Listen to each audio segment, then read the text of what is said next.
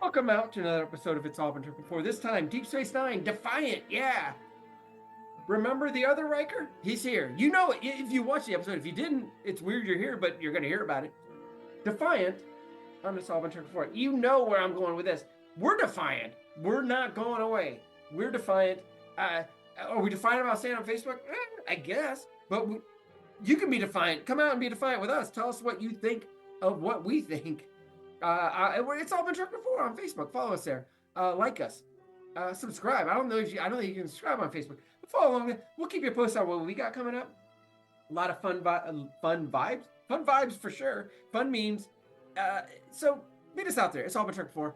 Spelled just like it sounds. I'm done being defiant, but we're going to talk about defiant here on It's All Been Trekked Before.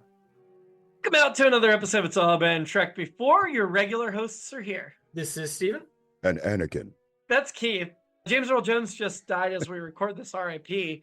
Nobody else is going to understand why we're referencing Star Wars 6 months from now. Jimmy-Jerome.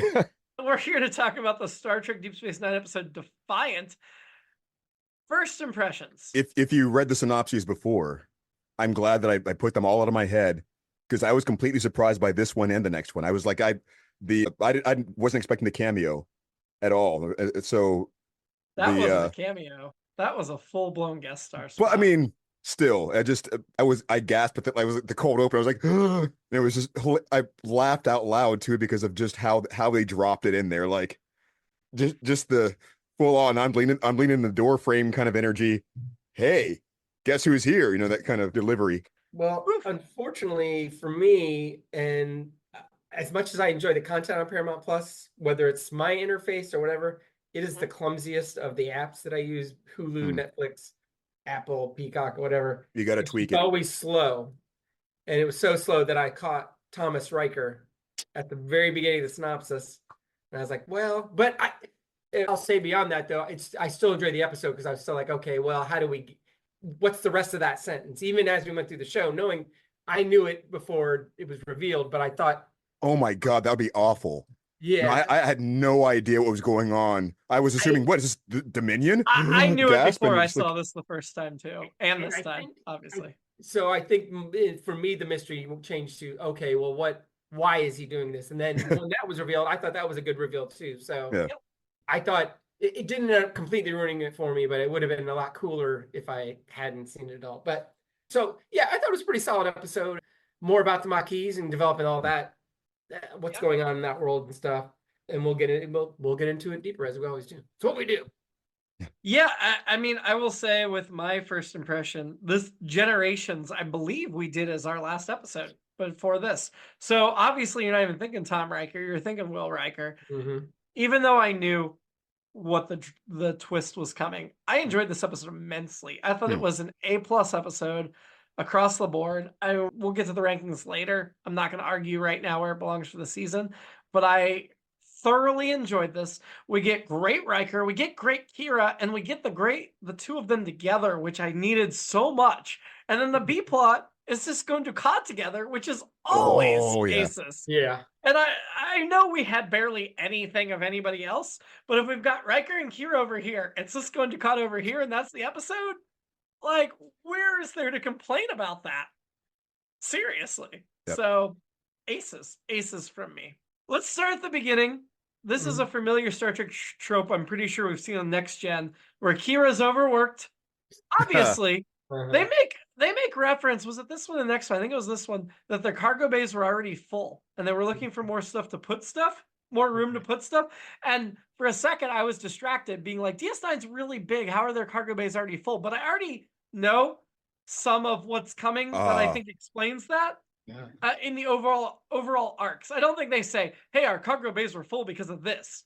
But because the station's undergoing a bunch of transformation right now that will be paid off by the beginning of next season, I get why their cargo bays are full. And so I was excited about that. But also, like, familiar Star Trek trope of she needs R&R because she's not going to take it herself. I haven't taken a vacation probably since the station came online under Starfleet control. And she gets one afternoon off, has to go back to work in the evening.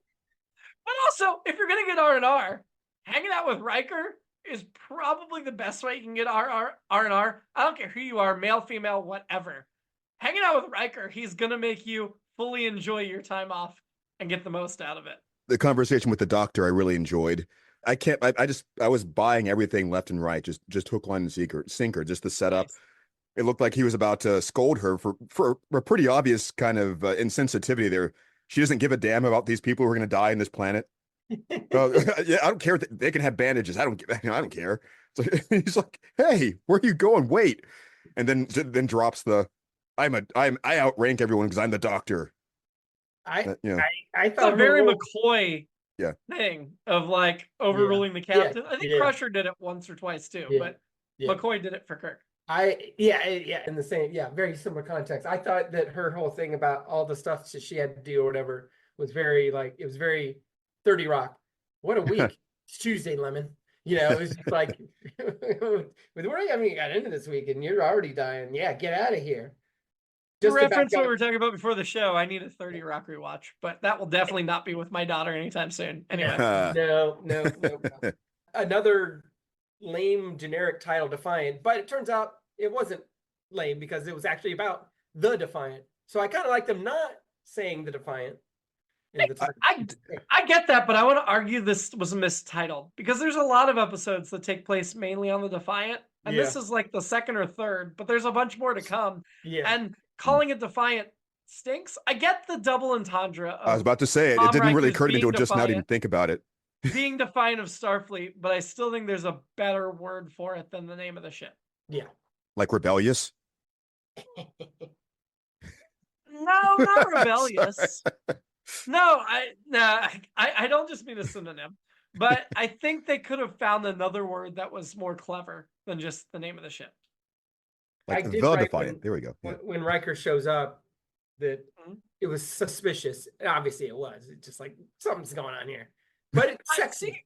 But I sexy. didn't think it was suspicious because first of all, he said he had 3 months unused vacation and the doctor was making him similar to Kira, so it made sense. Yeah. But I really wish, I think this is, I guess, one of our clues that this is Tom Riker, but then on the other hand, it might just be a clue that this is the 90s and they don't want to get into continuity too much. Mhm. But I really think because the movie was already out by this point, it should have been, hey, my ship was destroyed, so I have a little time off. And if he'd said that, I think that would have made a more believable thing. And I do think it was mostly because they didn't want to spoil the film. But part of me is like, yeah, it could also be because it's Tom and he hasn't heard the ship's crashed yet. Awesome. That makes sense. They dropped a few hints and occasionally as far as like why is he so reticent to it? Why is he avoiding Quarks so much? It's like as soon as he would learn that Will had spent time places, he would start to avoid having to lie and get caught in lies and so forth. And the that was beautiful. That was beautiful. Yeah, the O'Brien thing was brilliant. I was like, what? Why would he do that? What's going on? God. I was like, oh.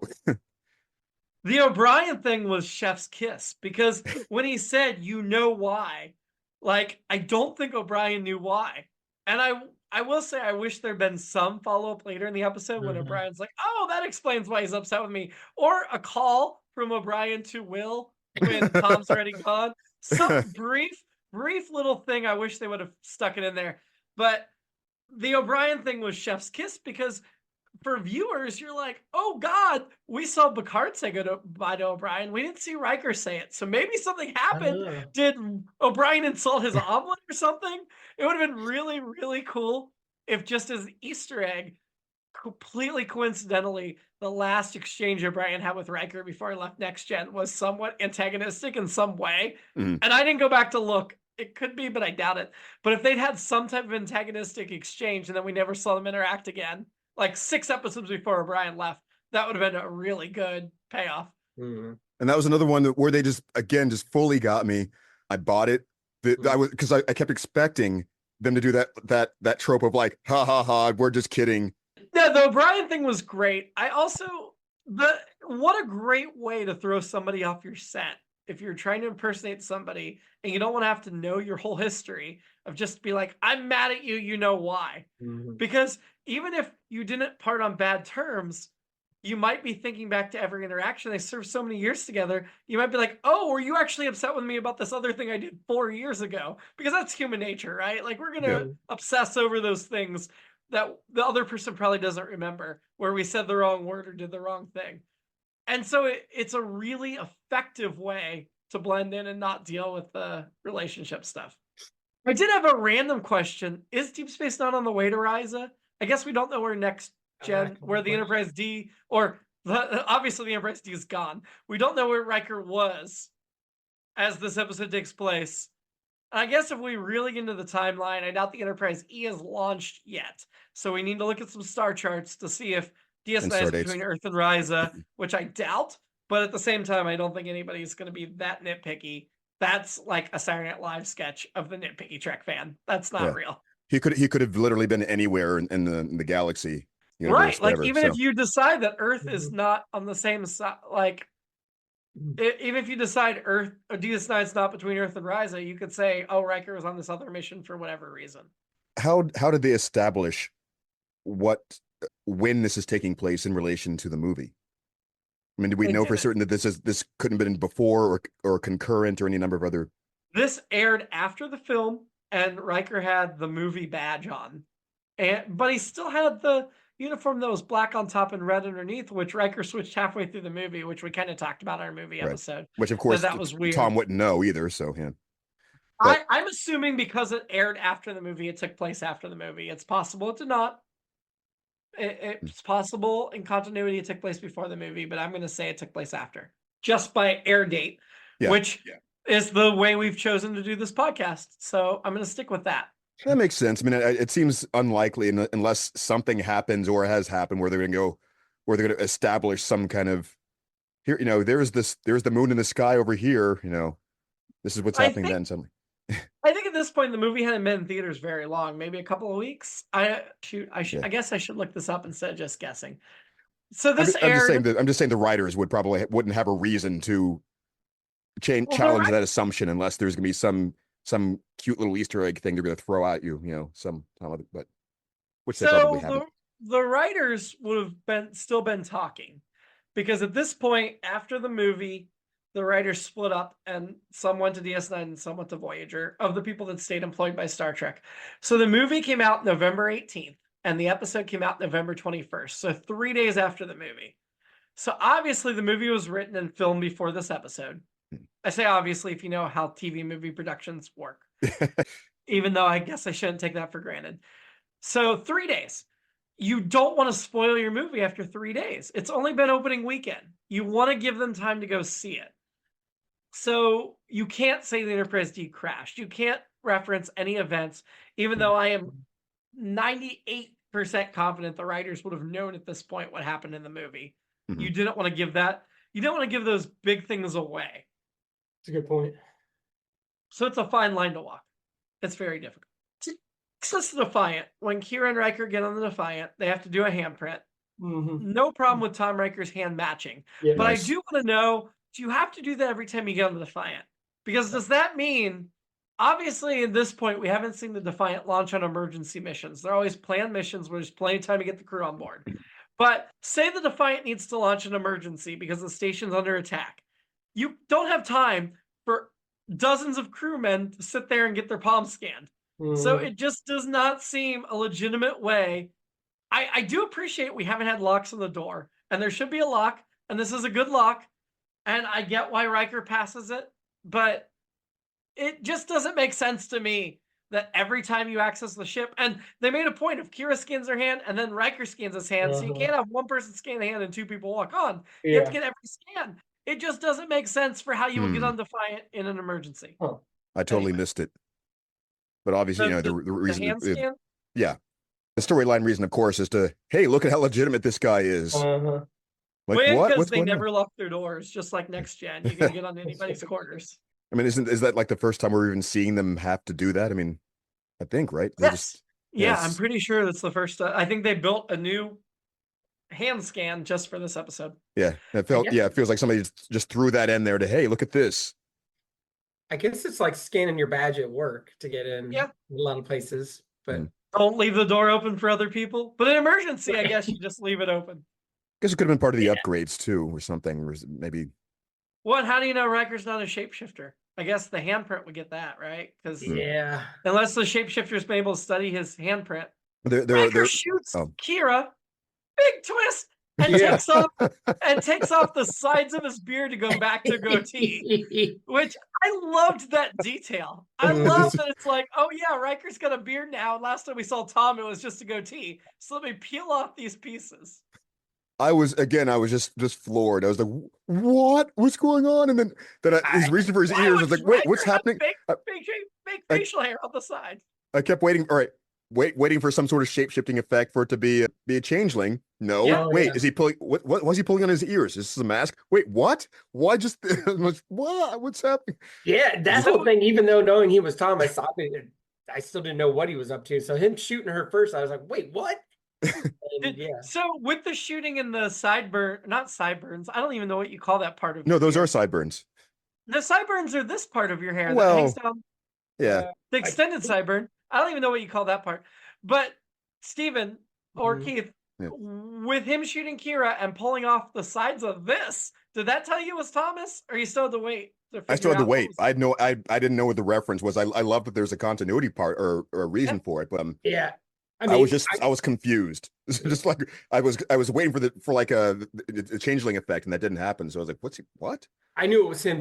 I figured it was him because of the synopsis I saw, or the beginning, just name. But I still it was like I said, I didn't expect him to shoot Kira or whatever. Or steal the Defiant or any of that stuff. So. I mean, I will say, while there are a number of novels that deal with Tom Riker after this, including Imzadi 2, which you two have not read, but I have talked about. Also some relevance to next week's episode in Imzadi 2. Anyway, Imzadi 2 Triangle. Tom Riker is a main character in this book. While there are novel answers for what happens to Tom Riker after this point, this is the last time in canon we see Tom Riker. And that seems like such a waste to me. I feel like Deep Space Nine should have dealt with it. I mean, I don't want to get into details because I don't want to spoil. The Maquis are dealt with pretty definitively coming up on DS9 in next season. But I still wish we did a little more. Like just saying this is the end of the Maquis in DS9 season 4 is enough to say what happened to Tom Riker, what happened to Ro Lauren. Right. And I know we get a brief follow-up with Ro Lauren and Star Trek Picard. We still haven't got a follow-up with Tom Riker. Yeah. These people joined the Maquis and we never see him again. I don't think, maybe there's a line, but I still don't think we ever know what happens to Cal Hudson. Maybe there's a line later that he's dead, but. And it seems like, one of the things I read in my research said that, this was one of the, I don't know if it was, I think it just said a lot of Trek folks think that this is one of the most, it's one of the top unresolved plot lines that people are like, man, how did we not go back and see what was going on with him?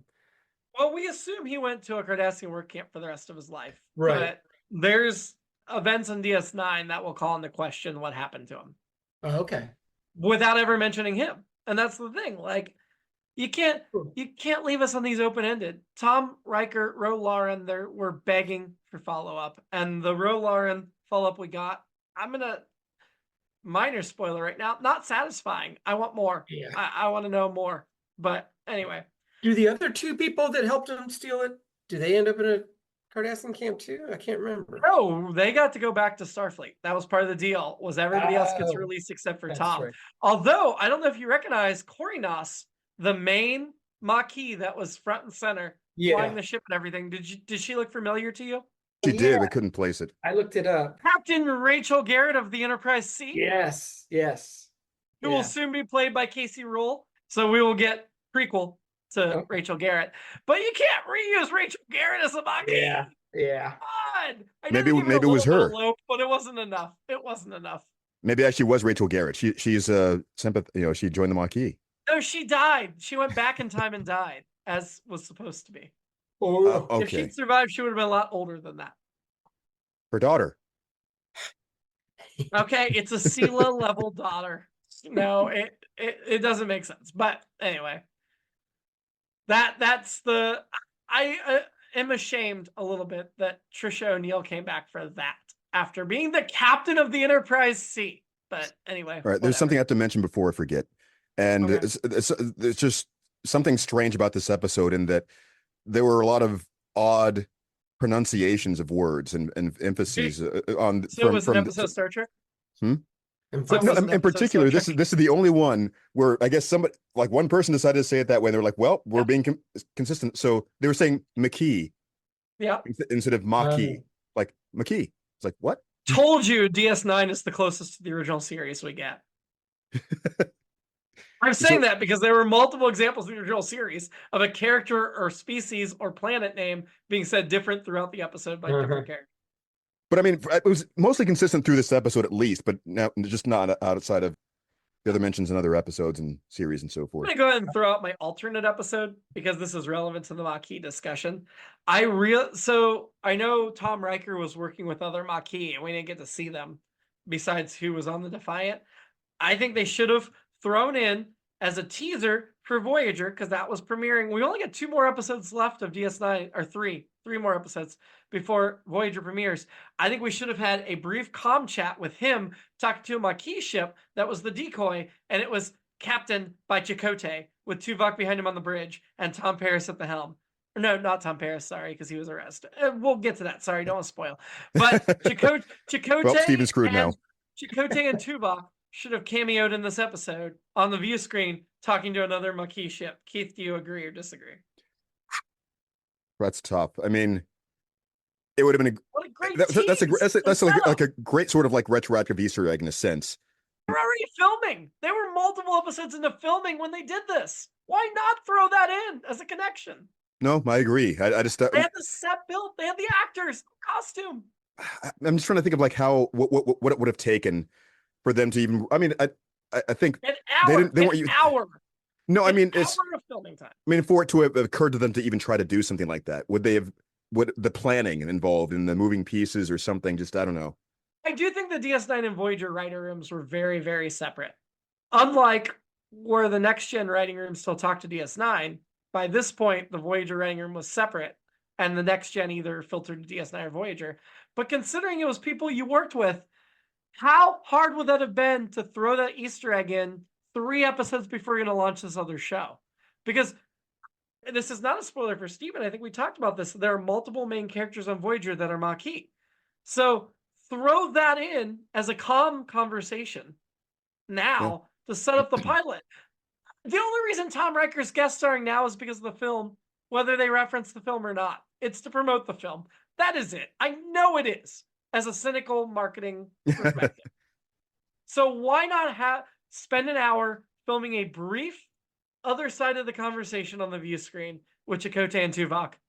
It would have been chef's kiss. I That's just my didn't think alternate of things like episode. that back then. I mean, it wasn't until like I'm trying to think of like shows that even would think in that kind of university sort of way. I mean, there's pretty much Buffy, and that wasn't just they. Yeah, They Spock guest star Next Gen to promote an original series film. but that's different. That's different than actually like kicking off a Yes. series or thinking of the connections like that. Those are just Yes, but it's frustrating because the pilot of Voyager starts with a DS9 scene. But DS9 never references Voyager. It never does anything towards Voyager. And other is than strange. that one scene from Voyager where Voyager like does part of its pilot on DS9, there's no other connection backwards. It just is frustrating. Although Riker does appear on Voyager, and he's not the only next gen character that appears on Voyager. I can think of at least 3 others. We'll see. But again, the DS9 and Voyager did not cross the way Next Gen and DS9 crossed, and the way Next Gen and Voyager cross. DS9 and Voyager don't cross, and it's frustrating, other than the Voyager pilot. My alternate was just Kira joins with the Maquis. Like, okay, you know what? Right? This is a good idea. Yeah. That would have made sense. If you weren't doing the Dominion War, I think you legitimately could have said that. Because if you weren't doing the Dominion War plot, the Maquis would have been a much bigger part of DS9. And then having Kira join would have made so much sense on a number of levels. Maybe she convinces Dax to join with her or somebody, or makes Cisco sympathetic. But because they were, at this point, already committed to the Dominion War storyline, and I'm sorry if I'm spoiling, I don't think that's a spoiler, there's a Dominion War. Yeah. Because they were committed to that, there was no room to develop the Maquis more than a handful of episodes in season 3. And then we got to get past the Maquis because we're in the Dominion War. But that would have been a really cool alternate avenue. Yeah. Though I think committing to Dominion War was a much better choice for DS9 than the half measure of developing the Maquis. Yeah. Yeah.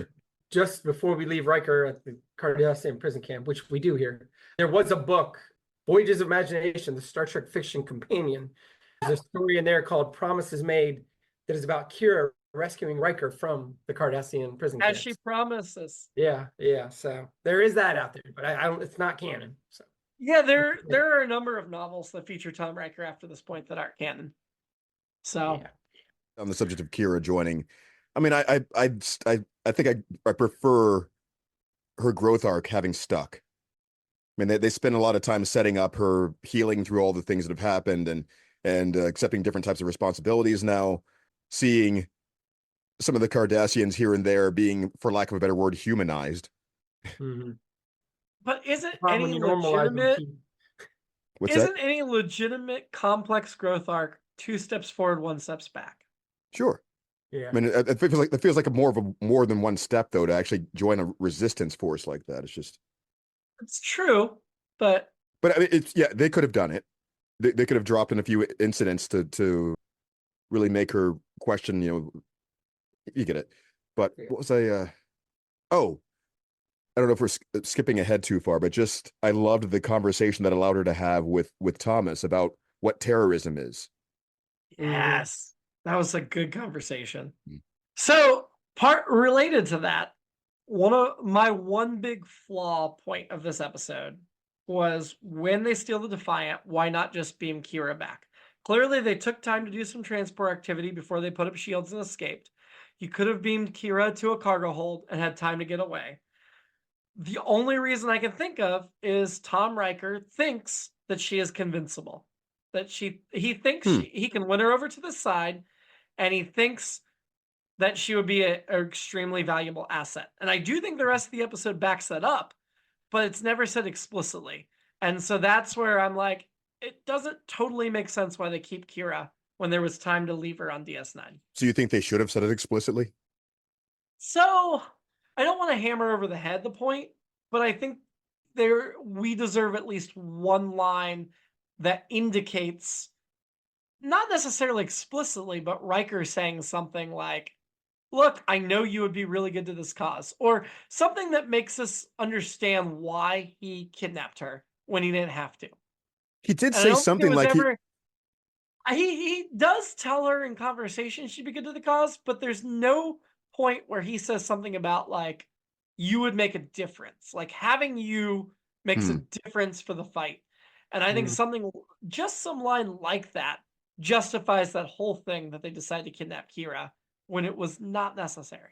Obviously makes a much better episode that they kidnapped her, but not necessary for the plot. The standardist use of having leverage of some sort, some sort of, again, lack of a better word, human shield on the inside. Mm-hmm. Yeah. Like, I guess that makes sense. I never used the leverage as leverage.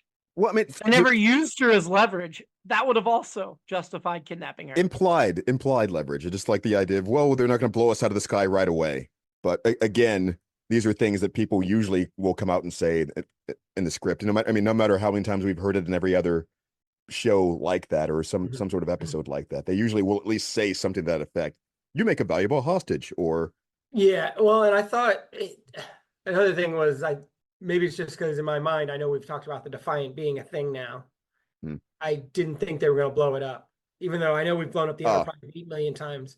I felt like in this instance the Defiant had plot armor. It was not going to get destroyed, so that shields took away a little bit too. So in my mind I'm like, no, they're going to figure out a way to, how are they going to get back was part of the thing going on in my mind. And right, it was quite a lot of machinations. And I mean, it all made sense for what they were doing, how they got it, the paths they went on. And I thought at least they made them earn it in some way with a few conversations and negotiations and hesitation and so on. But with Cisco and Ducat having to, and I thought the interplay between those two and Karina's the the Cardassian. I thought that all that stuff was good stuff. Came out of that. Yeah, the Obsidian Order. Just Yes, the Obsidian Order, yes. again, we keep running to that thing of them making the varying levels of Cardassian patriotism a likable feature of these characters. Yes. And it's, but no, they're fascist and blah, blah, blah, all the other thing, but still, they can't help but make Dukat likable. Yeah, and yeah. At one point, Dukat tells, I can't find all of a sudden the transcript. Dukat says to Cisco, I need to know all the vulnerabilities and weaknesses of the ship, of the Defiant. What's the difference between a vulnerability and a weakness? I think, well, I mean, there is a way to answer that. Vulnerability would be like a specific like physical point, like an Achilles heel, whereas a weakness might be something like more of a.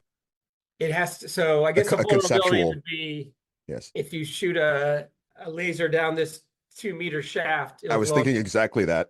Ship.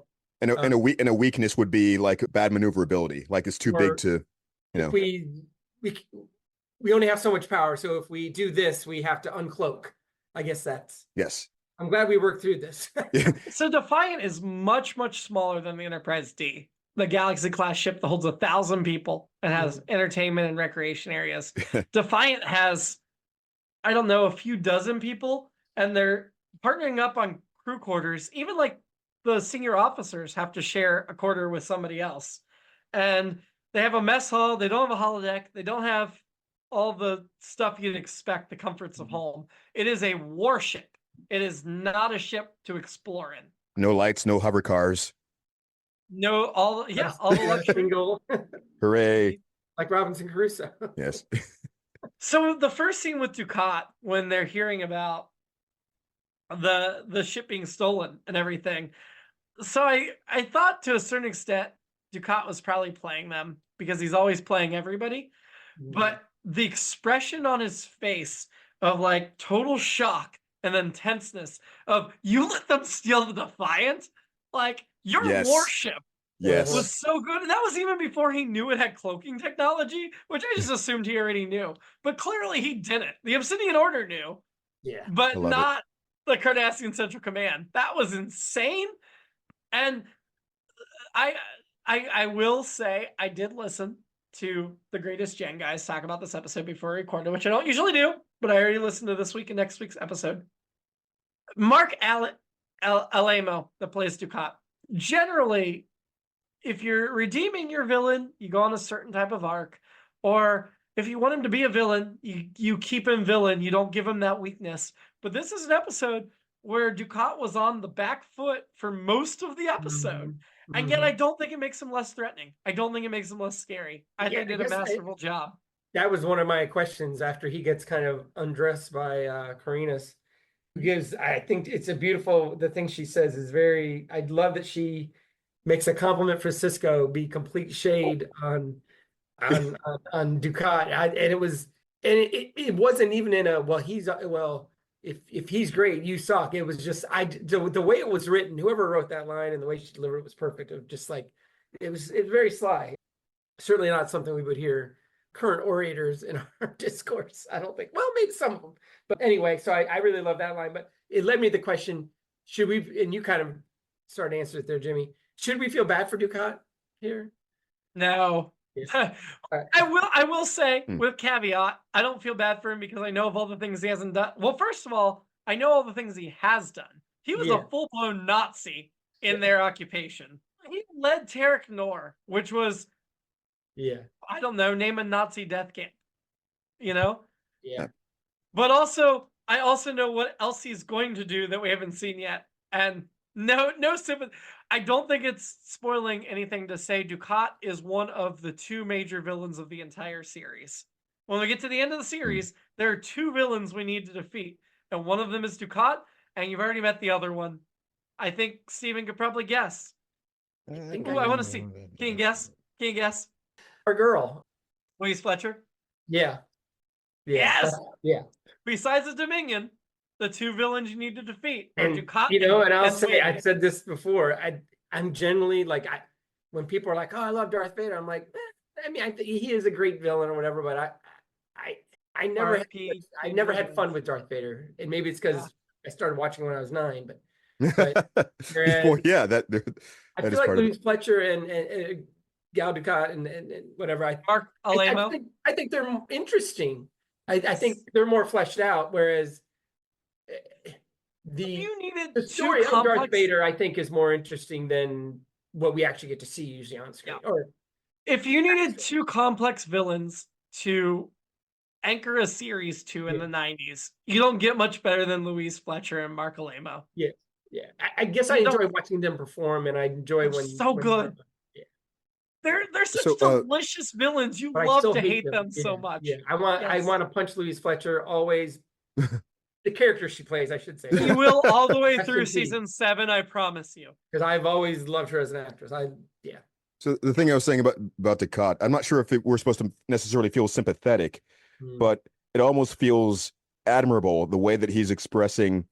It feels like he wants some sort of reform. He's actually advocating for peace, wants to keep things above board, things sort of like this whole kind of lawful good vibe. Yes. And just them bringing up the Obsidian Order and the ways that they're making themselves above the law and flouting things and cutting corners and keeping all these secrets and hoarding military equipment, things like that. He seems legitimately surprised and concerned. I will say the way they're playing off DS9 that. does an excellent job of giving us reasons to not hate Ducat and giving us reasons to think he's going to reform and be sympathetic. And this is not the last time where you're like, oh, maybe Ducat's going to come out of this okay. I would say, just keep in mind, he ran a freaking Nazi prison camp. And that's the thing you have to keep in the back of your mind, because if not, it doesn't make sense why you have these redeeming elements, and they will add more redeeming elements on where you feel sorry for Ducat, you humanize him, you give him complexity. But keep in mind, he ran a freaking death camp. And if you remember that, it makes sense that no matter how many humanizing elements they had on him, at the end of the day, you cannot trust that jerk. And I apologize, Stephen. I do think this saying that is a spoiler to a certain extent, because watching DS9 through the first time, well, Keith, you've seen a lot of it, but not enough. I mean, I'm like, I really don't remember like anything about the Dominion War or anything past. I know that I've seen after this season some, but it's just I don't remember this episode at all. I will say the first time I watched DS9 through, there were so many points where I was like, they're gonna redeem Ducat. I love a redeemed villain. This is a really good plot. And I'm sorry that I've already said they're not, but he's such a good character. He's so damn good. And I don't think knowing that at the end of the day he's evil detracts from how complex and how good he is. But that's my opinion. Maybe you'd be happier if I just shut up, and I will try very hard not to give you spoilers over the next. I guess while we were already on the Star Wars part of the podcast, I guess there's always the thing with Darth Vader and with, for that matter, Kylo Ren, because whatever redemption they get at the end for like a deathbed redemption, you're saying something like that, or it's still like, and I turn the Jedi, I'm like, no, he has to die. But Rise of Skywalker, that's another podcast altogether. But I'm like, oh man, this would have been so much more interesting if he did have some kind of redemption arc. But at the same time, I was like, no, if he lives, then he has to be prosecuted and killed. Yeah, whatever. yeah. No way around it. You can't walk away from it. So it's a similar thing. And I still have can murder all the children. You can't come back from that. Yeah. So you can kill the emperor. That doesn't make up for you murdering all the children, right? Nope. If it had been Whedon, he would have walked. No. Yes, you're not wrong. We no longer need a Romulan on board to cloak. They just have to be in the Gamma Quadrant. I wish that had been like a plot point before just a throwaway line that we're just not going to pay a Romulan guest star anymore. Totally forgot about that. Yeah, I mean, I love that the Romulans are still the center of the cloaking, the masters of the cloaking device. That's their thing. But we're still going to have a lot of Romulan plot in this series. They're not getting rid of that. They just don't want to pay for a Romulan guest star every time they use the cloak. Pop in, yeah. And this was the episode where they established we're not going to do that. But it was great having that liaison in that one episode. Yeah. We're not going to do that for the next 4 years. So was the idea that the liaison would have to push the button themselves or oversee that or make sure they don't poke into it or something? Or they never said the liaison had to push the button. They just said somebody had to be present on board. And I think that's a great idea. But you have to pay realistically behind the scenes. You have to pay a guest star for 4 seasons of guest star appearances, and they didn't want to do that. They've got enough recurring roles. I'll link these two together. I like when Cisco figures out the scam, the what they're up to, what Riker and the team are up to on the Defiant, kind of the decoying thing. And I wrote down, I figured out what he's actually watching because I have to bring this up as well. But it looked like Mattel Vision or ColecoVision, the computer football game, the little handheld game, a little bit. But it actually also looked like an updated version of the graphics in Balance of Terror with the triangles and all that. So, but I liked, I still like the graphics, and I like the way he figured it out. And it's like, oh, these are smart people figuring this stuff out. Here's the line that Karina says to Commander Cisco. Commander Cisco, you should be commended. I only wish we had someone with such keen tactical instincts who could have prevented this invasion of our territory. I guess that is kind of it's almost a sitcom convention of, I wish we had, if she said it that way, I wish we had somebody around here with that kind of intelligence that could have figured that out. It was very, it was very Arrested. Sorry, it was a very Karina's Arrested Development for me. Wasn't she the Cardassian? You're right. Okay. So the Cardassian Obsidian Order agent was Rachel Garrett. It wasn't the Maquis person. The Maquis person was Khalida, played by Shannon Cochran. Best known for The Ring. Yeah. Playing a Romulan in Star Trek Nemesis, and 2 episodes of DS9 is 2 different characters. I misspoke earlier in this podcast, so. Okay. So that makes sense. Shame. Hit my knuckles. Yeah. Rachel Garrett was in this episode. She was just a Cardassian.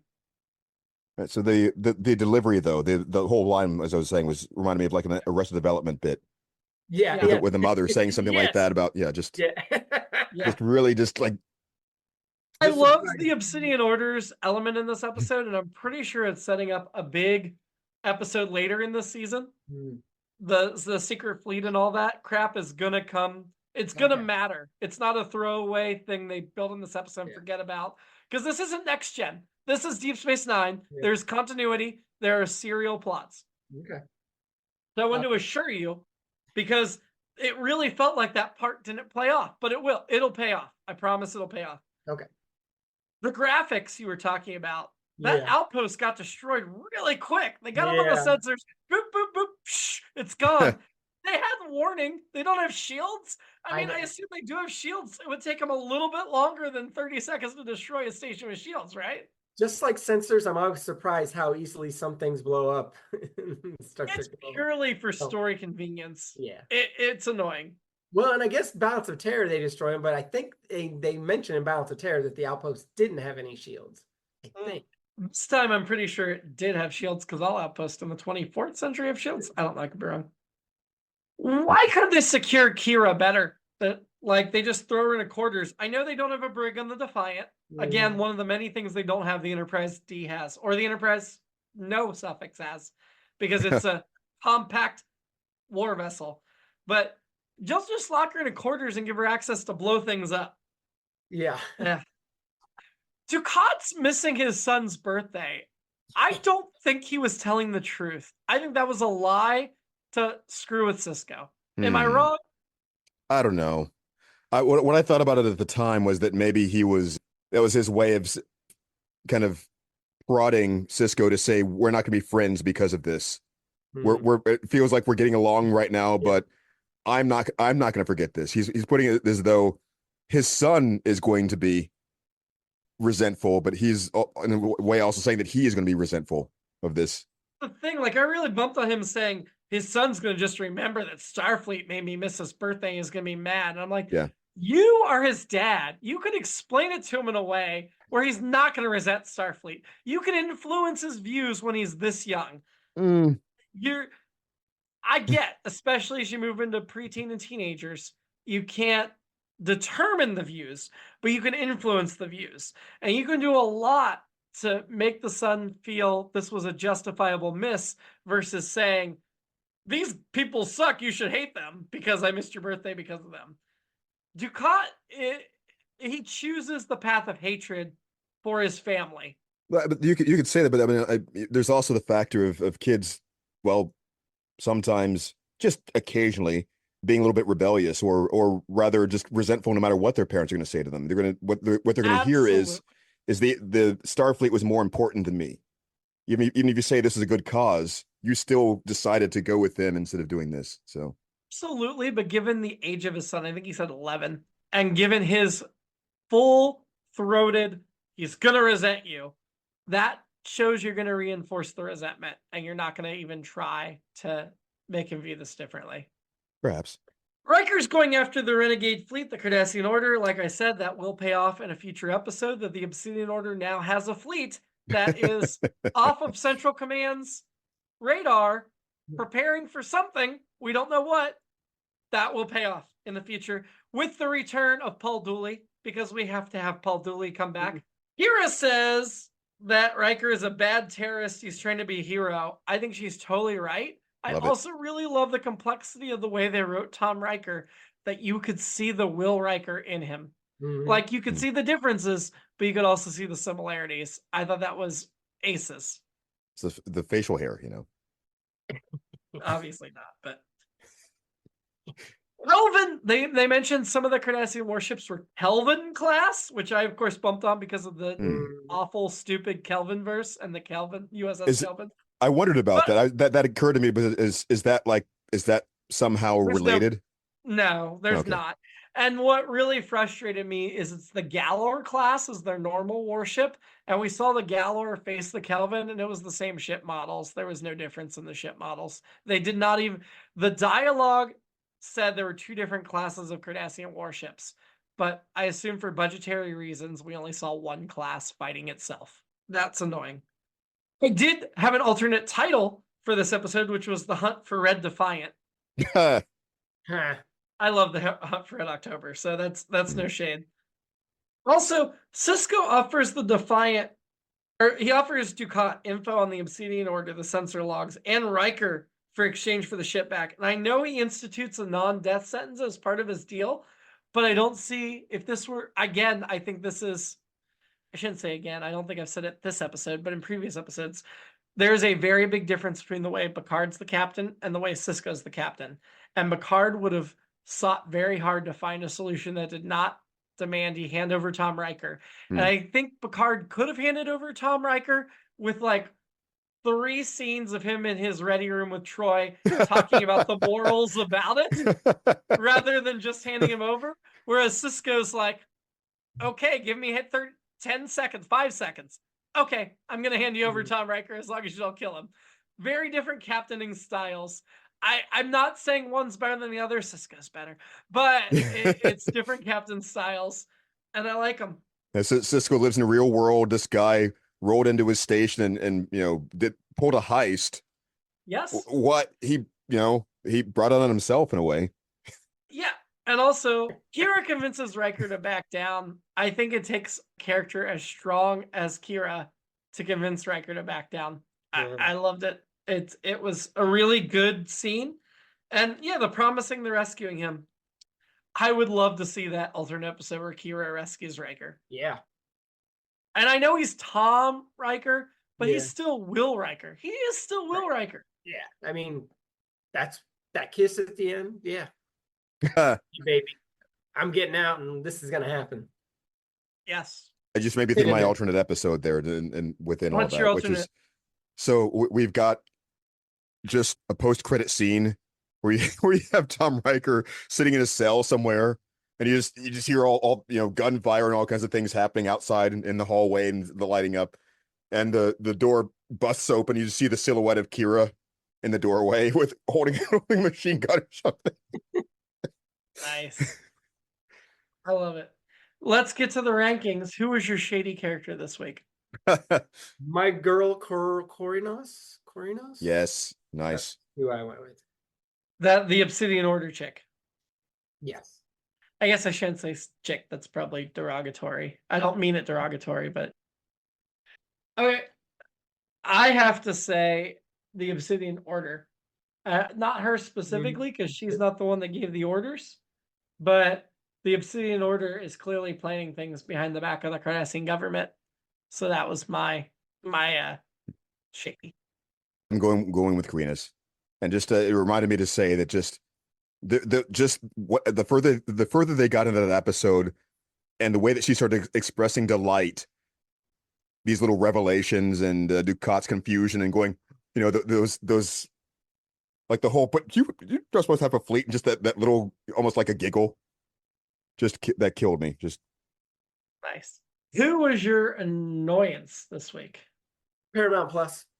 Oh no. Yeah. I mean, I'm not gonna argue that. It's just sad.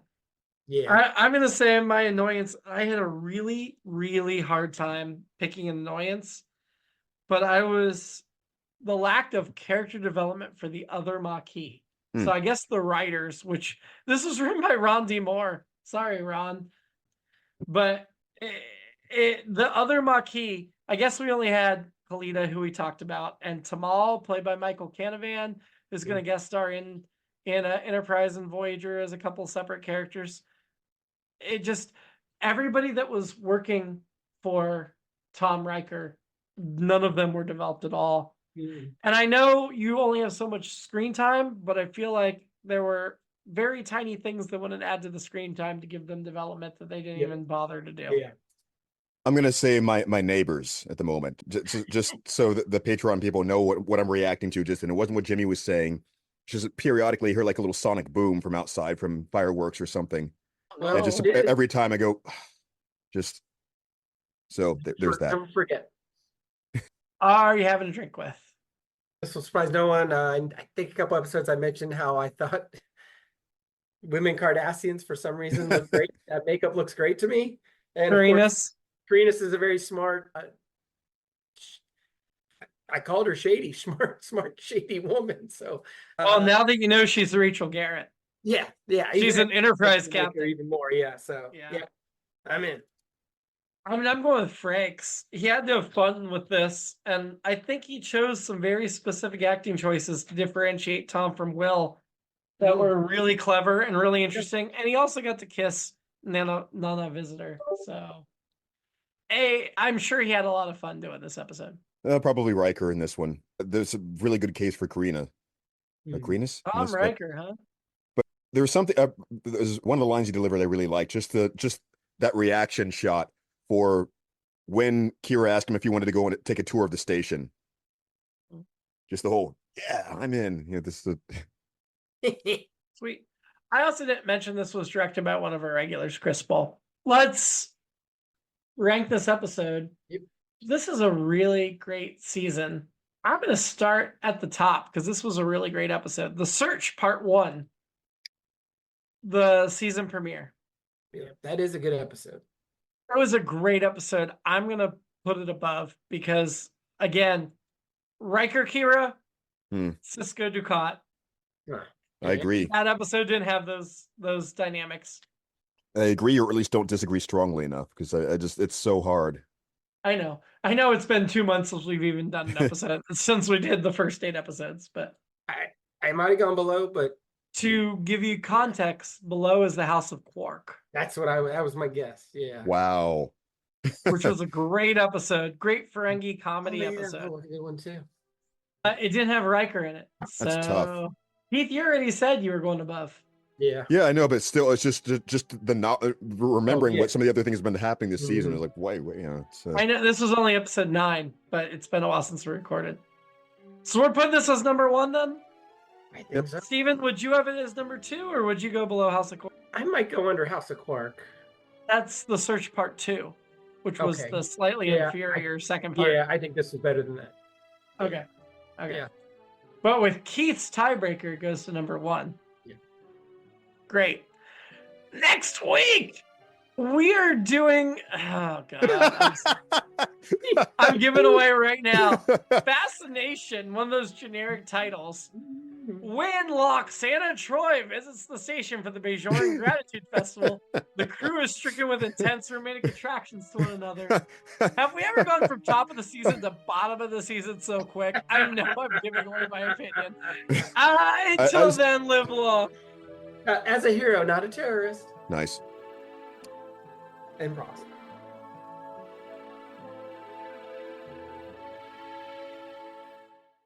It's All Been Done presents Who's got the time?